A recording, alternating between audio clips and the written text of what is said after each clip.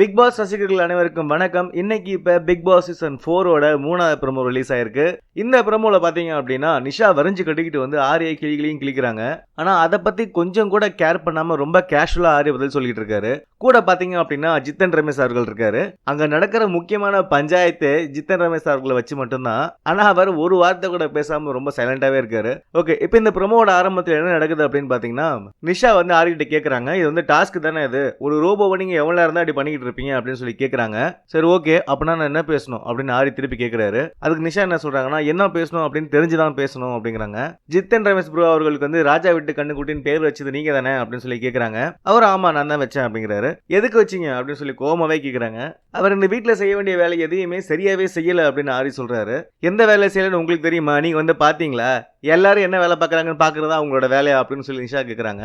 அதுக்கு கொஞ்சம் கூட யோசிக்காம என்னோட வேலை இதுதானே, பிக் பாஸ் வீட்டை பொறுத்த வரைக்கும் என்னோட வேலை இதுதான் அப்படின்னு அவரே வாயில ஒத்துக்கிறாரு. எல்லாரும் யார் யார் என்னென்ன வேலை செய்றாங்க அப்படிங்கறத பாக்குறதுக்கு தான் நான் இருக்கேன் அப்படின்னு சொல்லி ஆரி சொல்றாரு. அதுக்கு நிஷா உடனே காண என்ன பண்றாங்க அப்படின்னா, அதுக்கு பிக் பாஸ் இருக்காரு, இத்தனை கேமரா இருக்கு, அதெல்லாம் அந்த வேலையெல்லாம் அவங்க பாத்துப்பாங்க அப்படிங்கிறாங்க. அவங்க அதாவது ஜித்தன் ரமேஷ் அவர்களை கூட்டிட்டு வந்து உட்கார வச்சு ரொம்ப நேரமா ஆரி வந்து மொக்க போட்டு இருக்காருன்னு நினைக்கிறேன். இதுல ரொம்ப பொங்கி போய் நிஷா வந்து கூட்டிட்டு வந்து உட்கார வச்சு எவ்வளவு நேரம் தான் பேசுவீங்க அப்படின்னு சொல்லி கேட்கவே வந்துட்டாங்க. இருந்துச்சு, நான் உங்ககிட்ட தானே பேசிட்டு இருக்கேன், நான் உங்களை பத்தி கேட்டா இவங்களுக்கு ஏன் கோவம் வருது அப்படின்னு ஆரி ட்விஸ்ட் பண்றாரு. ஏன் நீ பேசாத அப்படின்னு நீங்க சொல்லுங்களேன் இப்போ அப்படின்னு சொல்லி திருப்பி ஜித்தன் ரமேஷே கேட்கிறாரு. இல்ல ஏன் கேட்க கூடாதுன்னு தான் கேட்கிறேன். இதே வந்து சனம் செட்டி அவர்களுக்கு வந்து ஆதரவா ஆரி வந்து குரல் கொடுத்தாரு. அப்ப யாராவது வந்து கேட்டிருந்தா அவர் இதே பதில் சொல்லியிருப்பாரா?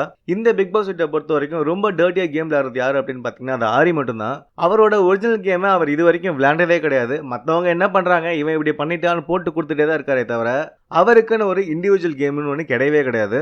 யார் என்ன பேசினாலும் சரி அங்க கேஷுவலா போய் நிக்கிற மாதிரி நின்று ரொம்ப அசிங்கமா நின்றுட்டு இருக்காரு. ஒரு 2 லேடிஸ் பேசிட்டு இருந்தா கூட இவர் போய் எதுவுமே தெரியாத மாதிரி கேஷுவலா இருக்காராம். அப்படி போய் ரொம்ப கேஷுவலா உட்காந்துருக்காரு. ஒரு 3 பேர் பேசிட்டு இருக்காங்க அப்படின்னா அந்த காஃபி கப் எடுக்க வர்றதுக்கு ரொம்ப வேகமா வராரு. ஆனா அந்த கப்பை எடுத்துட்டு போறதுக்கே அரை மணி நேரம் ஆகுது. ஏன்னா அவங்க பேசுறது கேட்காம போச்சுன்னா என்ன பண்றது, அதை வச்சுதானே நம்ம விளையாண்டுகிட்டே இருக்கோம். ஆனா இவர் விளையாடுறது தான் ஒரு இண்டிவிஜுவல் கேம்னு சொல்லி இவங்களுக்கு சப்போர்ட் வேற பண்ணிட்டு இருக்காங்க. இந்த 60 நாள்ல நீங்க என்ன பண்ணீங்க அப்படின்னு சொல்லி பிக் பாஸ் கேட்டாரு பாத்தீங்களா, அந்த மாதிரி ஆரி கிட்ட கேட்டிருந்தாங்க அப்படின்னா, நான் வந்து பாலா என்னென்னலாம் பண்ணாருன்னு சொல்லி நிறைய தடவை எடுத்து சொல்லியிருக்கேன். ஜித்தன் ரமேஷ் வந்து ராஜா விட்டு கண்ணுக்குட்டியா வீட்டுல இருக்காருன்னு சொல்லியிருக்கேன். நிஷாவும் அர்ச்சனாவும் சேர்ந்து தான் உங்களுக்கு துணிலாம் தோச்சு போட்டிருக்காங்கன்னு சொல்லியிருக்கேன். சம்யுக்தாவை வந்து ரொம்ப ஓப்பனா தருதலன்னு திட்டிட்டு இல்லைன்னு சொல்லி மலிப்பிருக்கேன்.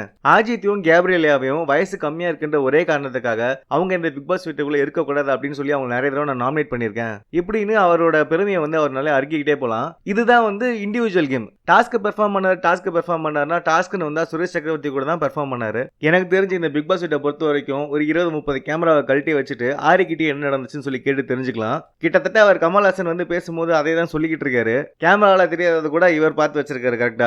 மத்தவங்க என்ன பண்றாங்கன்னு பார்த்துட்டே இருந்தாரு அப்படின்னா என்னைக்கு தான் இவரோட கேம் விளையாட போறாருன்னே தெரியல. அதே மாதிரி இன்னொரு விஷயம், இந்த பிக் பாஸ் வீட்ல ஆரி அவர்கள் பண்ணாத விஷயத்த நான் எதுவுமே புதுசா சொல்லல. அவர் பண்ண விஷயத்த தான் நான் சொல்லிக்கிட்டு இருக்கேன். அவர் பண்ண விஷயத்த சொன்னா மட்டும் இது என்ன புதுசா எல்லாரும் பண்றாங்களா, இவர் மட்டும் பண்ண என்ன அப்படின்னு கேக்குறீங்க.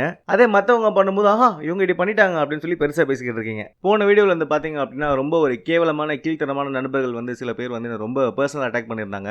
அவங்க எல்லாருக்கும் நான் ஒண்ணே சொல்லிக்கிறேன், இன்னும் இந்த 40 நாள்ல வந்து ஆரி அப்படிங்கிற ஒரு மனுஷன் நீங்க எல்லாருமே மறந்துடுவீங்க. இருக்கிற வரைக்கும் ஆரின்னு தலையில தூக்கி வச்சு கொண்டாடிட்டு இருக்க போறீங்க. சோ அது உங்களோட விருப்பம், நீங்க என்ன வேணா பண்ணிக்கோங்க. ஆனா எது பேசுறதா இருந்தாலும் நீங்க என்ன பத்தி பேசலாம், அது உங்களுக்கு உரிமை இருக்கு.